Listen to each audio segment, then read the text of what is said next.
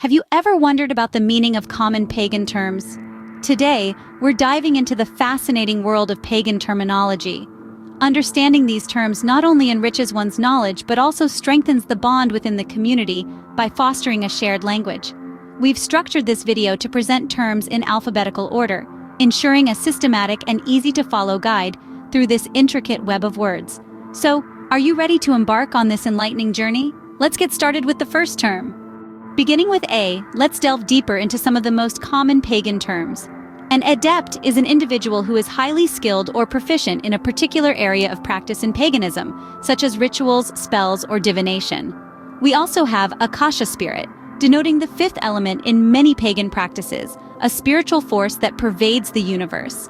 Then there's alchemy, which in bygone eras was a chemical practice aimed at transmuting metals into gold.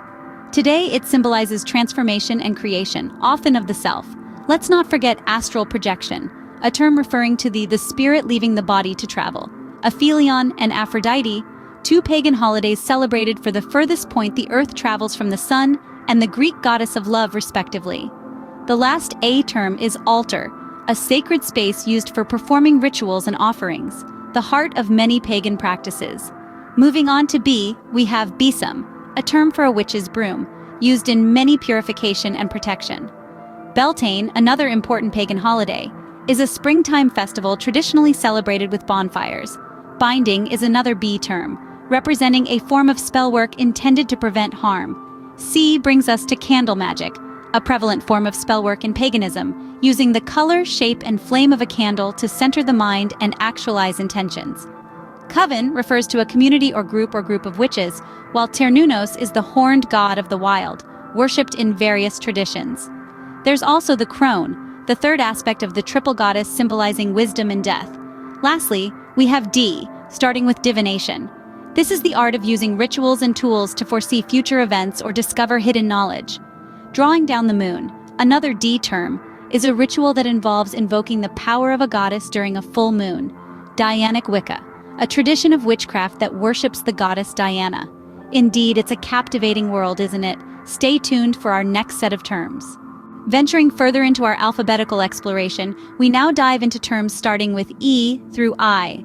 To kick things off, we introduce elements. The elements, namely earth, air, fire, and water, play a significant role in pagan rites and are considered the building blocks of the universe. Next, we have the term enchantment, a practice that involves imbuing an object or person with magical properties. We then move on to Esbat. An Esbat is a monthly or ritual, often associated with the full moon, celebrated by witches and pagans. Coming to first on our list is familiars. Familiars are creatures or spirits that assist witches and pagans in their magical practices. They may be physical pets or ethereal spirits. Following this, grimoire, a term you'll frequently encounter, speaks of a magical book filled with spells, rituals, and other mystical knowledge. It's an indispensable tool for any practitioner. Under H, we begin with hand fasting, a pagan wedding ritual symbolically tying two individuals together. Additionally, we explore horned god, a deity revered in various forms of witchcraft, known for his association with nature, wilderness, and the life cycle. Moving forward, we arrive at I, starting invocation. An invocation is a call or request for the aid or presence of a deity or spirit. Lastly, illumination refers to the spiritual enlightenment or awakening many pagans seek in their spiritual journey. These terms not only enrich our understanding of the multifaceted world of paganism, but also provide a glimpse into the depth and richness of pagan holidays, mythology, and practices. Now let's delve into Next, let's proceed with terms from I through L. Starting with I, we have Imbolc, a pagan holiday celebrating the midpoint between the winter solstice and the spring equinox. It's a time of preparation for the coming spring and summer seasons. J brings us two terms, journeying and juniper.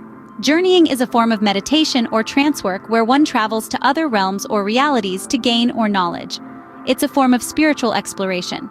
Juniper is believed to have protective and cleansing properties and is often used in pagan rituals and ceremonies. Moving on to K, we encounter karma, the spiritual principle of cause and effect borrowed from Eastern philosophies. Actions in this life can affect your circumstances in future lives. It's a powerful reminder that what goes around comes around. K also introduces us to Chronia, a festival in ancient Athens honoring Kronos, the god of the harvest. For El, we have two terms as well, Litha and Lammas. Litha is the midsummer Sabbath, a time of celebration for the abundance of nature and the power of the sun. Lammas, or Lugnasad, is a pagan holiday that marks the beginning of the harvest season and is traditionally dedicated to the Celtic god Lugh.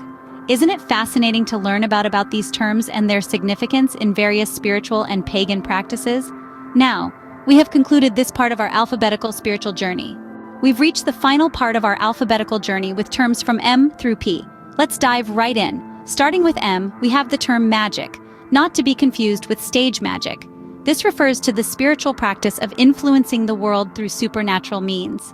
Also under M is Mabon, a pagan holiday which signifies the autumn equinox and the harvest season. Additionally, we have moon phases. In pagan traditions, each phase of the moon holds a unique energy and significance. Midsummer, another pagan holiday, is signified by the summer solstice and the zenith of the sun's power. Moving on to N, we encounter numerology, the belief in the divine or mystical significance of numbers often used in divination and meditation. Additionally, a lesser-known term, nematon, refers to a sacred space, often a grove or natural area, used for spiritual practices. P brings us to paganism, a broad term encompassing many spiritual and religious beliefs, often nature-centric. Other key P terms include pentagram, a five-pointed star symbolizing the five elements: earth, air, fire, water, and spirit. We also have pantheism, the belief that the divine is present in all things, and pantheon, a specific set of gods and goddesses worshipped in a tradition. Another term worth mentioning is pentacle, a protective symbol used in Wicca and witchcraft. Lastly, we have Pagan Pride Day, a celebration that promotes understanding and awareness of paganism. Now that we've covered our last term, let's take a moment to reflect on what we've learned.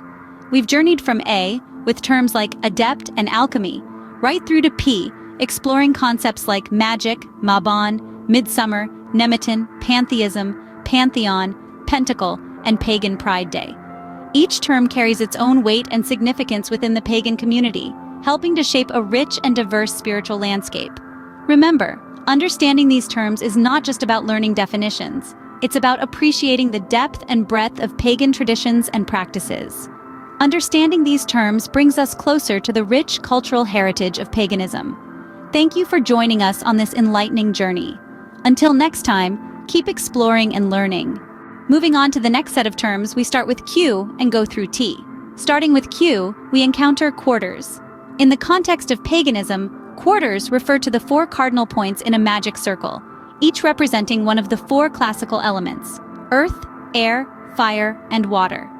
They are often called upon in rituals to lend their energies to the magic being performed. Next, under R, we have ritual. A ritual is a set of actions, performed mainly for their symbolic value, which is prescribed by a religion or by the traditions of a community. In paganism, rituals are often used to honor the gods, celebrate the sabbats and esbats, or work magic. S brings us to Sabbat.